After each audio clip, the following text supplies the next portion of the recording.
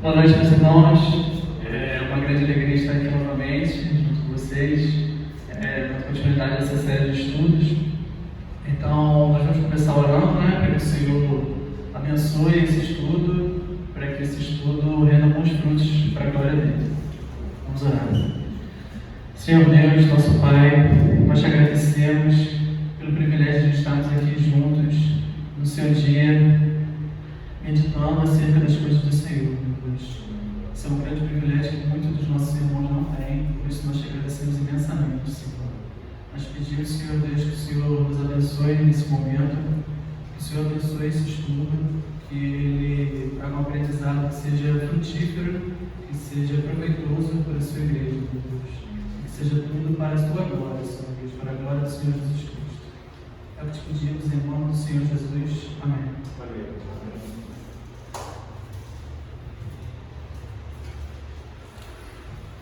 Então, dando continuidade à série de estudos que nós estamos fazendo sobre a patrística, o tema dessa aula vão ser os pais apostólicos.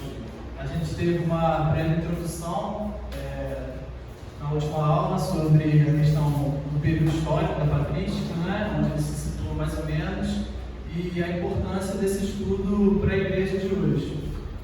Então, dando uma continuidade, nós agora vamos ver sobre os pais apostólicos, que são basicamente são aqueles que sucederam os apóstolos na liderança da igreja após a morte dos apóstolos, Então aqui tem uma definição do que seriam essa coletânea, melhor dizendo, essa coletânea de escritos intitulados Pais Apostólicos. Quem eram os pais apostólicos? Pessoas e documentos que interpretaram e pregaram a mensagem apostólica na primeira geração depois dos apóstolos, que foi cercada de falsos evangelhos e ataques de céticos pagãos. Essa é um resumo do que seria essa. Eu coloquei pessoas e documentos ali, pode parecer um pouco estranho, mas é porque muitos dos autores desses escritos, dos pais apostólicos, são desconhecidos a nós hoje em dia. Na verdade, a grande parte deles nós não conhecemos muito bem. Até porque, mesmo algumas das obras ali que tem o título, que tem seu título, um nome, não necessariamente foi escrito por aquela pessoa. Você tem, por exemplo, ali 1 e 2 Clemente, em que 1 Clemente não é um consenso entre os estudiosos que foi escrito por esse homem chamado Clemente, e 2 Clemente já é um consenso maior de que na verdade não foi escrito por Clemente. E aí você tem aí também a questão de Barnabé, que na verdade não foi escrito por Barnabé. Que é uma coisa que pode parecer estranha para nós hoje em dia, mas que era uma prática muito comum no mundo antigo, para poder mostrar a importância de um determinado ensino, ou para poder validar aquele ensino, vincular esse ensino a uma figura de autoridade, a uma figura importante. Então, logo após a morte dos apóstolos, choveram documentos que tinham em seu título uma autoria apostólica, mas que na verdade não eram dos apóstolos, não eram nenhum dos apóstolos. E qual era o critério para poder se preservar os nossos documentos? Mesmo sabendo que não eram de autoridade apostólica, alguns desses documentos eles tinham ensinos proveitosos para a igreja, que eram valiosos para a igreja. Então, mesmo não sendo de autoria apostólica e não tendo o peso da escritura, a igreja preservou esses documentos e manteve eles como ensinamentos proveitosos para a igreja.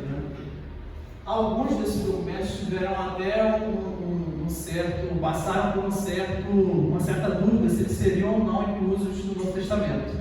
Mas, como a gente vai ver posteriormente, os próprios autores desses documentos, eles tinham a consciência de que o seu escrito estava debaixo da autoridade apostólica e não em peso de igualdade com ela. Então, eles foram descartados da sua inclusão no Novo Testamento. Documentos como 1 Clemente, o pastor de Hermes e o Judaquês sofreram uma certa consideração se seriam ou não inclusos no Novo Testamento, mas isso foi descartado de maneira breve, de maneira rápida. Então, ali eu coloquei a listagem das obras que incluem essa coletânea de escritos dos pais apostólicos. A gente vai tentar comentar brevemente sobre algumas delas, eu acho que tem coisas valiosas para nos dizerem, para dizer a igreja de hoje. Então, a gente vai começar comentando sobre 1 Clemente, Judaquês,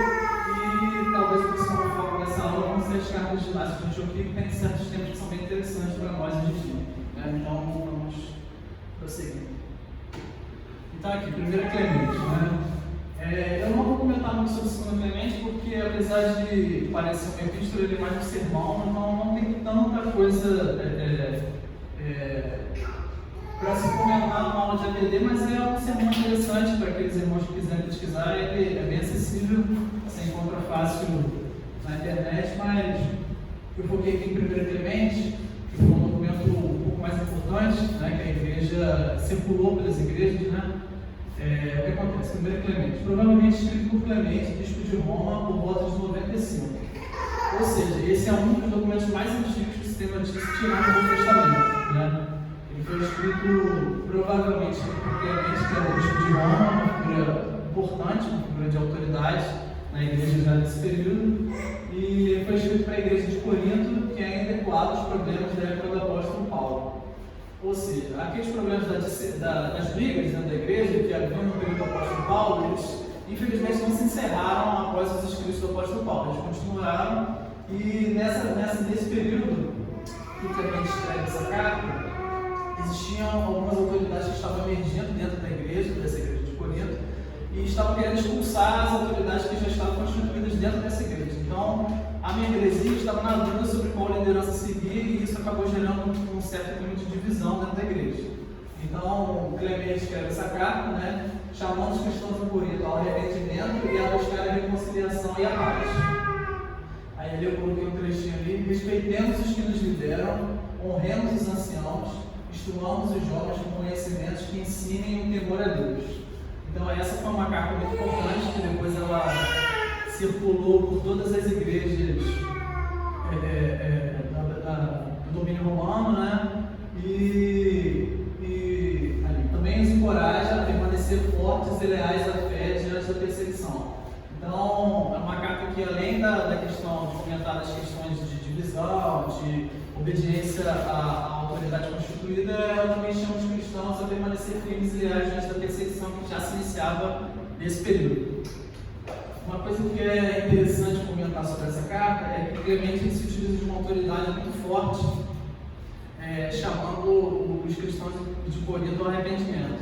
Essa autoridade ela foi muitas vezes utilizada pelos católicos como uma forma de mostrar o papado como se já existisse nesse período. Foi até o que o irmão já tinha perguntado na última aula, da questão do papado.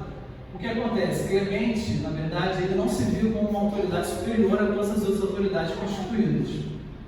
Só que depois da morte, o que acontece é que depois da morte dos apóstolos, sendo uma das lideranças de uma igreja importante naquele período, ele se viu na missão de poder tentar buscar a reconciliação daquela igreja. Então ele escreve essa carta com uma certa autoridade, mas não é que ele se achava superior às outras autoridades constituídas, até porque existiam outras igrejas importantes naquele período com outras autoridades. Então você não pode dizer que o bispo de Roma ele se achava superior aos outros bispos. O que você vê a partir já daqui, dessa carta de Clemente, é um fortalecimento da figura do bispo, da autoridade do bispo, e é uma coisa que depois a gente vai ver posteriormente com o Inácio, que isso adquire um outro patamar também, mas não a centralidade de uma única autoridade, de um único bispo, e sim o fortalecimento da autoridade dos bispos nas suas comunidades em que eles estavam inseridos, né? Então, é basicamente isso. Uma coisa que é interessante comentar sobre esses escritos dos pais apostólicos é que eles não estavam centrados em uma única, eles não foram escritos em uma única região. Todas as igrejas naquele período estão contempladas nesses escritos. Então, o 1 Clemente foi escrito em Roma.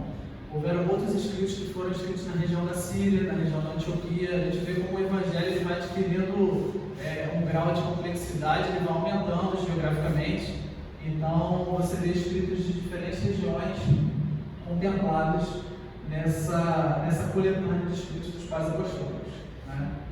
Então, dando prosseguimento à próxima obra, seria essa, né, o Didaquê, né? O que seria esse Didaquê? A gente não conhece o autor desse texto, mas foi um texto também que ele circulou muito na igreja durante esse período dos pais desse período antigo, né?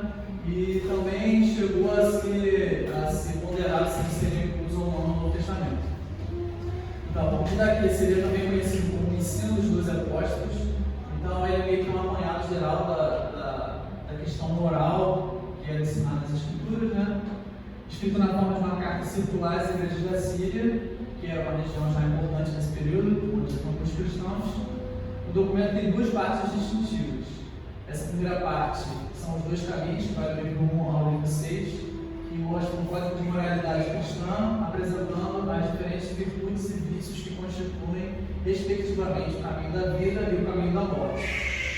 Então, o autor dessa carta ele vai mostrando, por meio de diversos exemplos, qual seria o caminho da vida, que seria o caminho da obediência, o caminho da obediência à lei do Senhor, e o caminho da morte, que seria o caminho do pecado, dos vícios, da imoralidade. Essa seria a primeira parte. A segunda parte, que talvez seja o porquê dessa obra ter sido tão importante e ter sido durado ao longo dos séculos, é o conjunto de regras que tratam de diversos aspectos da vida da igreja, tais como batismo, jejum, eucaristia, missionários itinerantes e ministros locais. Então, o que acontece? Esse é um documento valioso que mostra já a vida da igreja nesse período dos pais apostólicos, né? Então, são tratadas questões como a ceia do Senhor, questões como batismo, e uma questão muito interessante também é essa questão dos missionários e dos ministros, né?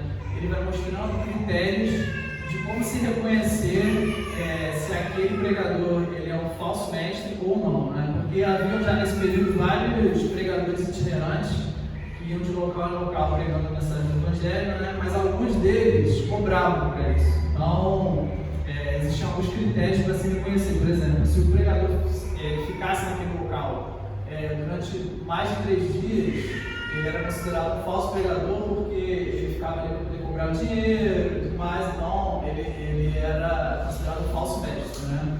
Se ele cobrasse além do necessário para o seu sustento, para a sua alimentação, sua estadia, ele era considerado um falso mestre. Isso é muito interessante porque já mostra como essas figuras já estavam presentes na vida da igreja nesse período, né? Esses falsos mestres que andavam de região em região cobrando para poder pregar, né? Isso é muito interessante. Uma coisa que é importante comentar não somente sobre essa carta, mas no geral dessa coletânea de escritos dos pais apostólicos, é que alguns protestantes acusam esses documentos de ensinarem a salvação por obras, focarem muito na questão moral, né? É uma coisa que, assim, não se pode dizer que seja uma crítica de todo errada, mas o que a gente tem que entender aqui é o contexto em que esses escritos foram produzidos. Como a gente viu na última aula, essas comunidades estão imersas em uma sociedade completamente depravada, completamente oposta aos ideais do cristianismo. Então é lógico que numa sociedade assim, o foco maior vai ser uma chamada dos cristãos a abandonarem sua vida de pecado e a se manterem fiéis à lei, a serem, na verdade, exemplos para aqueles que estão ao seu redor, terem vidas santas. Então, o foco maior das obras não necessariamente confirma que esses homens pregavam uma salvação por obras e que a graça estava de fora. Não, talvez o foco maior deles tenha sido esse pelo contexto, né? Pelo seu período, pelaquela sociedade que eles estavam imersos, que era muito depravada. Então, essa é uma coisa que é importante a gente ter em mente, de que a salvação pela graça, ela é pressuposta em muitos desses escritos, sim. Não necessariamente eles pregam uma salvação por obra.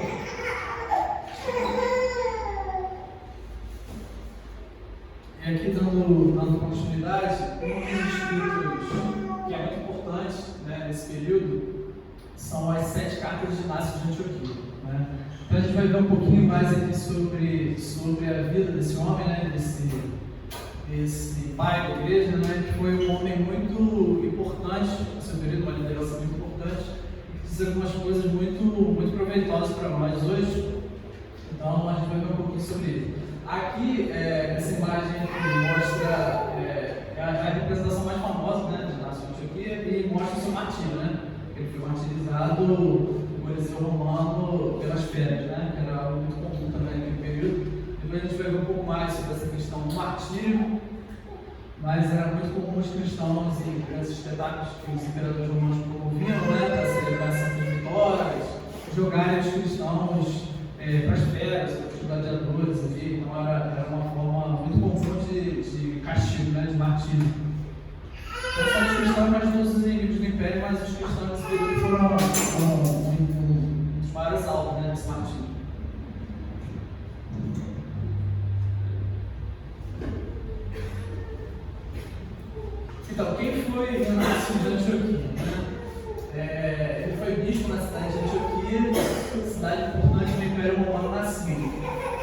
Antioquia era talvez a terceira maior cidade do Império nesse período. Ela só se encontrava atrás de Roma e de Alexandria. Então era uma comunidade muito importante, onde havia muitos cristãos. Então Inácio era uma liderança bem importante nesse período, né? Não se sabe ao certo o contexto da sua prisão, mas ele foi preso por volta do ano de 107, 110, não se tem uma data muito precisa, e enviado para Roma para ser julgado. Então ele foi preso nesse ano e ele foi fazer esse trajeto até Roma, que era um trajeto longo, né, onde se cobriu uma parte por terra e outra parte por mar. Ele foi conduzido por 10 barcos do Império Romano até a região de Roma. E é nesse período, nessa viagem que ele faz, que ele escreve essas 7 cartas, que é uma coisa muito interessante que a gente vai ver posteriormente, de que tudo que ele reflete ali, ele reflete também a sua morte próxima, né, que estaria muito próxima. Então é uma coisa que a gente tem que ter em mente aqui, de que tudo que ele escreve, ele está escrevendo visando a morte dele, estava bem próxima. Né? Então ele escreveu 7 cartas durante esse período, essa viagem que ele faz, uma ao artigo. 6 delas foram escritas às igrejas de Éfeso, Magnésia, Trália, Roma, Filadélfia e Esmirna. Então, 6 cartas foram escritas para a igreja, para a comunidade, e uma delas foi escrita para Policarpo, bispo de Esmirna. Isso é uma coisa interessante de se pontuar, de que alguns desses homens, né, desses pais apostólicos, eles tiveram contato direto com os apóstolos. Né? Então, esse Policarpo, a gente vai ver sobre ele talvez na próxima aula, ele foi discípulo do apóstolo João. Então, ele era uma figura muito importante nesse período, devido ao seu vínculo com os apóstolos, né? E posteriormente ele também vai ser martirizado. Ele também é um dos pais da igreja que se encontram nessa coletânea de escritos, os pais apostólicos, né? Você tem também a questão, voltando ali, né, que eu esqueci de falar, a questão do Clemente, de que alguns estudiosos também acreditavam que ele teve contato direto com o apóstolo Paulo. Então, a gente tem que ter em mente essa ideia de continuidade, né? De que esses homens, alguns deles tiveram contato direto com os apóstolos, né? Então, esse foi uma figura também muito importante para a igreja nesse período.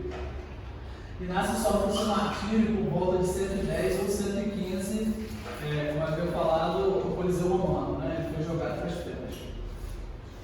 Aqui embaixo eu coloquei 3 dos principais temas das suas cartas, né? A unidade, a firmeza na fé e o martírio.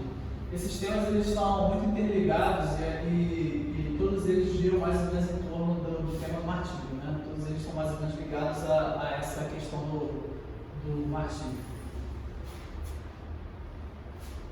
Então, a questão da unidade, né? Que é importante a gente frisar. Para Inácio, o bispo é central para a unidade da igreja local. Aí eu coloquei ceia do Senhor e casamento como alguns dos exemplos, que para ele, no caso, a ceia do Senhor só seria válida se houvesse a presença de um bispo, assim como o casamento também só seria válido se o bispo é que fizesse a cerimônia do casamento. As comunidades locais para as quais ele escreve lutavam com a presença da heresia e Inácio estava convencido de que o líder ortodoxo na congregação, o bispo, pode assegurar a ortodoxia da congregação. Então, como foi mencionado antes, já na época de Clemente você vê essa questão do fortalecimento da figura do bispo. Aqui com Inácio isso adquire um pouco maior ainda, em que há pela primeira vez uma questão da hierarquia que não havia antes, né? A hierarquia entre bispos, presbíteros e diáconos. Então ele coloca o bispo como uma figura principal de autoridade dentro da igreja. E por que isso? Como foi dito ali, todas essas igrejas elas já lutavam com a questão da heresia e com a questão das brigas e das facções que existiam dentro da igreja. Então Inácio acreditava que uma liderança ortodoxa poderia manter a unidade e poderia manter a ortodoxia dessa comunidade. Então por isso que você já vê aqui essa questão da figura do bispo adquirindo um patamar de autoridade acima dos presbíteros e dos diáconos. ainda que também não há a questão da figura do bispo de Roma como a principal autoridade da igreja. Você vê, são todos esses bispos, Inácio era um bispo também, uma autoridade importante, adquirindo essa aura de autoridade acima das outras autoridades na igreja.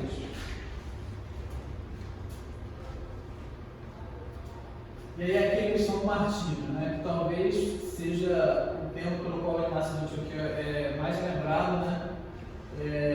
Uma coisa, como eu já havia dito anteriormente, que é importante a gente ter em mente quando a gente lê as obras de Inácio de Antioquia, quando ele fala da questão do martírio, é de que ele não está refletindo sobre o martírio hipotético ou sobre o conceito de martírio, ele está refletindo sobre o próprio martírio dele.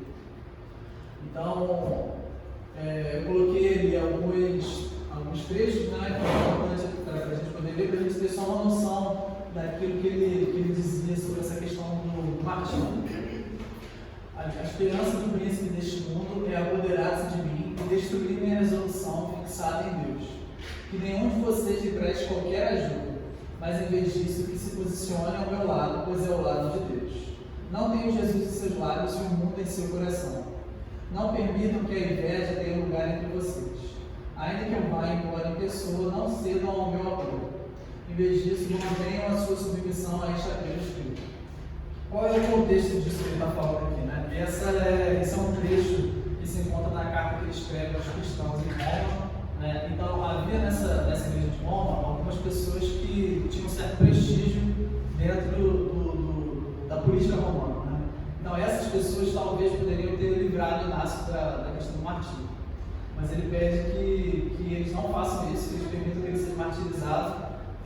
Isso pode parecer um pouco radical para a gente hoje em dia, né? Enquanto muitos fugiam da questão do martírio, não que necessariamente ele desejava a morte, mas ele achava que o testemunho dele, pelo seu martírio, poderia ser um poderoso instrumento para mostrar a verdade do Evangelho, que pode parecer um pouco estranho para a gente hoje em dia, né? É algo muito forte. E aqui a segunda citação: permitam-me, que também se encontra nessa carta de Roma, né? Permitam-me ser uma refeição para as feras, pois são elas que podem me proporcionar um caminho para Deus. Eu sou o trigo de Deus, bem moído pelos dentes dos leões, para tornar-me pão mais puro. Fogo, cruz, luta com feras, cortes e esquartejamento, fragmentação de ossos e mutilação de membros, até a trituração de todo o meu corpo. Permitam que todo tormento horrível e diabólico venha sobre mim, contanto que eu ganhe meu caminho para Jesus Cristo. Uma coisa muito forte, né, para a gente hoje em dia, né?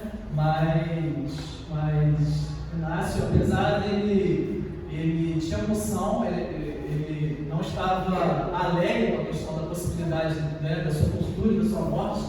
Ele pedia constantemente oração dos irmãos, para que ele pudesse suportar tudo, se mantendo firme na fé, mas ele acreditava que esse era o propósito, esse era o chamado dele naquele momento, né? Ser martirizado e ir para a glória encontrar o Senhor. Né?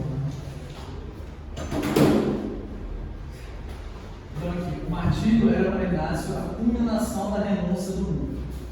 Então é um tema também que é constantemente abordado todo o período patrístico, a questão do desapego a tudo, né? A tudo nesse mundo, né? As bens materiais, e para ele o ápice disso seria a questão de se desapegar à própria vida, não ter apego à própria vida, né? Não que ele aconselhasse as pessoas a correr para a morte, não é isso, mas ele acreditava que a gente deveria se manter firmes e alegres na esperança, mesmo diante da perseguição e da sua possível morte, né? Então ele escreve: todos os confins da terra, todos os reinos do mundo não têm qualquer proveito para mim. No que diz respeito a mim, morrer em Jesus Cristo é melhor do que ser um monarca das mais altas fronteiras da terra. Para Inácio, o martírio era claramente uma forma de expressar sua devoção pessoal a Cristo, uma poderosa forma de ação que manifestava a verdade. Mas ele também estava consciente de que haviam outros caminhos a serem seguidos. Como eu havia dito, ele não acha que ele não quer correr para a morte, ele não aconselha ninguém a cometer algo desse tipo, né? Tanto que em uma das suas cartas ele aconselha todos os irmãos a irem para o martírio com ele. Ele acreditava que naquele momento ele deveria se entregar, quer dizer, ele deveria pacificamente aceitar esse destino dele e encontrar o seu martírio nesse momento. Né? Essas obras, essas 7 cartas, são obras muito importantes, tanto nesse período quanto no período posterior. Elas foram muito usadas pelos cristãos que foram perseguidos como forma de fortalecimento e se manter leais, né, firmes na fé. Né? Então, é uma coisa muito importante, muito forte para nós hoje em dia, imaginar a intensa perseguição que esses irmãos sofreram, né? E obras como essa foram muito benéficas, auxiliando eles a passar por tudo isso, né? Todo esse sofrimento dessa tragédia. E aqui, que também é continuidade do tema do martírio, né, é a questão da firmeza na fé. Um aspecto final do pensamento de Inácio sobre seu martírio é a maneira como ele acreditava que o martírio formava um baluarte contra uma espécie de falso ensino que ameaçava a unidade da igreja, o docetismo. Então você tem essa heresia já no final do primeiro e do segundo século, que era o docetismo, que também foi abordado por ele em algumas cartas, já que algumas dessas igrejas pelas quais ele está escrevendo já estavam meio contaminadas por essa heresia. Né? E o que seria esse docetismo? O docetismo era uma heresia do segundo século que, influenciada por ideias gregas, procurava fazer de Cristo um ser puramente espiritual, livre de qualquer contaminação de um corpo material. Então, o que acontece? Influenciado por essas ideias gregas, especialmente a questão do neoplatonismo, que era uma filosofia que ensinava que esse mundo material ele é um mundo inferior, é um mundo caído, e o que se tinha de superior seria o mundo das ideias, aquele mundo espiritual, aquele mundo perfeito. Essas pessoas procuravam fazer de Cristo um ser espiritual, já que Deus seria um ser por excelência, um ser absoluto, um ser perfeito, ele jamais se contaminaria indo para esse mundo e se tornando carne. Né? Então, para essas pessoas, Cristo, na verdade, ele nunca encarnou. Existiram diversas variantes dessa heresia. Alguns acreditavam que Deus se encarnou em Jesus Cristo durante o seu batismo e saiu dele antes da crucificação. E existiam alguns que ainda eu além acreditavam que o corpo de Cristo, na verdade, era um corpo meio fantasmagórico, era um corpo de carne e osso. Então, é uma coisa meio estranha para a gente, mas era algo que estava muito presente nas igrejas desse período. E Inácio escreve o seguinte, escreve de forma sarcástica, que se o sofrimento de Cristo foi real, essas minhas cadeias são ilusórias. Então, o que acontece? Se Cristo, na verdade, não morreu, não encarnou, toda a obra da redenção, ela é basicamente anulada. Todo o sofrimento de Cristo, ele é nulo, né? Ele é uma falsidade.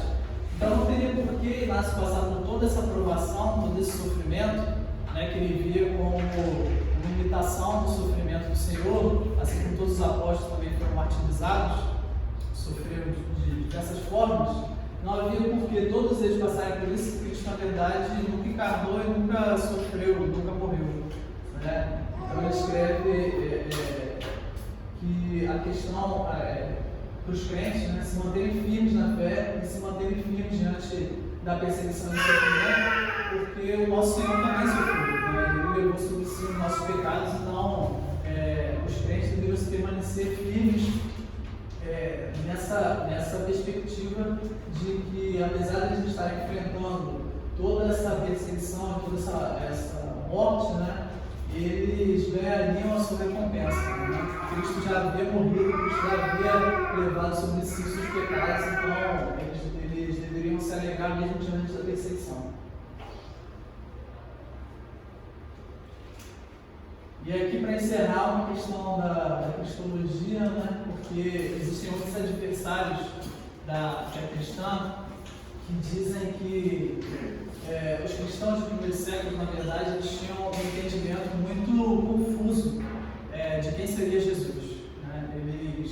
Até o Concílio de Nicéia, eles não tinham entendimento de que Jesus era Deus e homem. E aí aqui eu trouxe esse trecho aqui do Escrito de Inácio,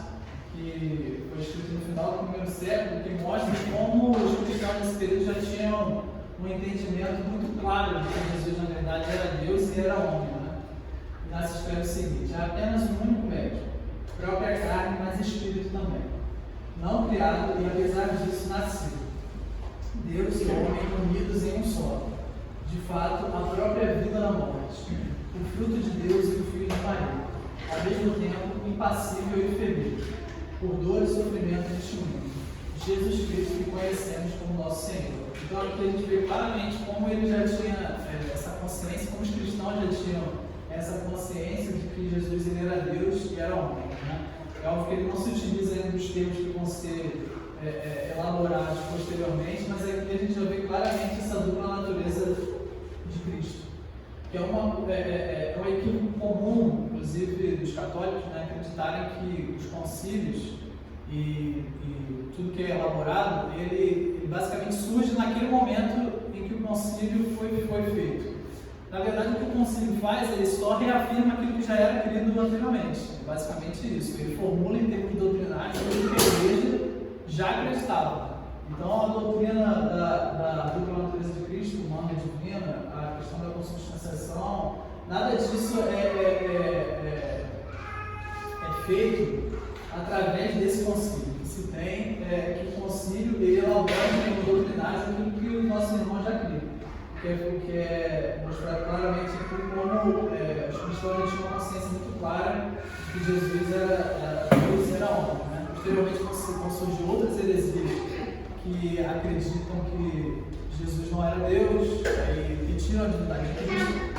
No primeiro século, a história era essa de que, na verdade, tirava a humanidade de Cristo. Também é um erro tão grave quanto, porque retira de Cristo todo o seu papel de tomar sobre si a nossa natureza e de receber sobre si os nossos pecados. Né?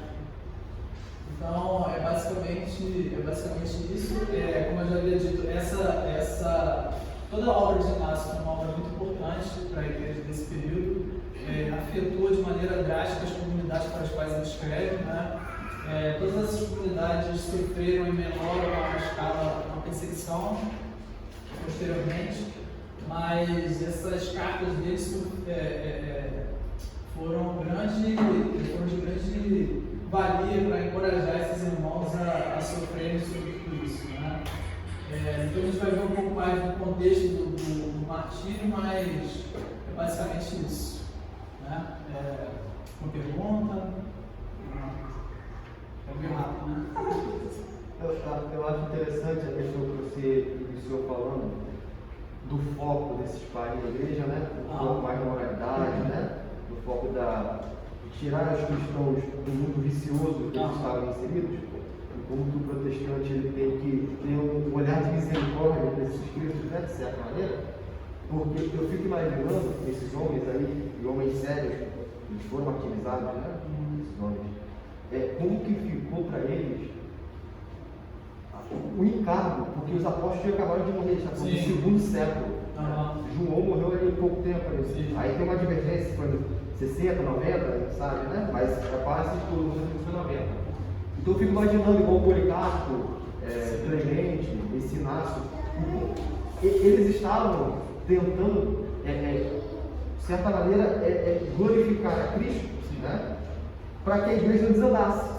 Porque a autoridade da igreja, que é o fundamento da igreja, né? Os ensinos, aqueles que tinham lançado o fundamento tinham morrido. E agora como é que fica? Aí os hereges estão entrando na igreja. A gente vai deixar os hereges serem presbíteros? A gente vai deixar os hereges receberem ofício? Infelizmente, né? A decisão cristã é o quê? Fazer o bispado, tomar uma certa primazia. Mas só que ser muito sem misericórdia, julgar com um peso excessivo esses homens por causa de algumas falhas. É uma coisa interessante disso, né? Porque eles se viam como aqueles que dariam continuidade ao trabalho que os discípulos ali, os apóstolos iniciaram. Eles não se viam no mesmo patamar de autoridade que os apóstolos tinham. Isso é uma coisa importante também de deixar claro, porque a questão do apostolado ela se finaliza ali, nenhum deles se enxergava como um apóstolo, né? Mas logo depois da morte dos apóstolos havia muito, não só na igreja de Corinto, que é a igreja para a qual Clemente escreve, mas outras igrejas também estavam sofrendo muito com essas questões de brigas internas, né?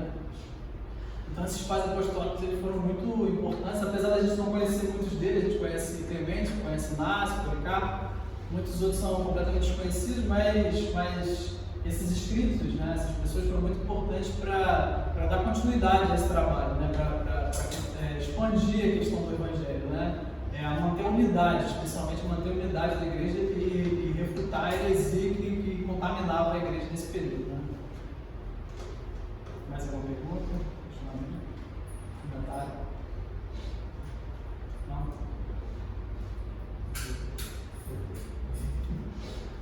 Então é isso, meus irmãos. Nós vamos orar, né? Que o Senhor nos abençoe, que o Senhor faça que esse ensino seja proveitoso, né? Que esse ensino seja proveitoso para a sua glória, para o seu reino, né? Mesmo diante de qualquer perseguição que nós enfrentemos.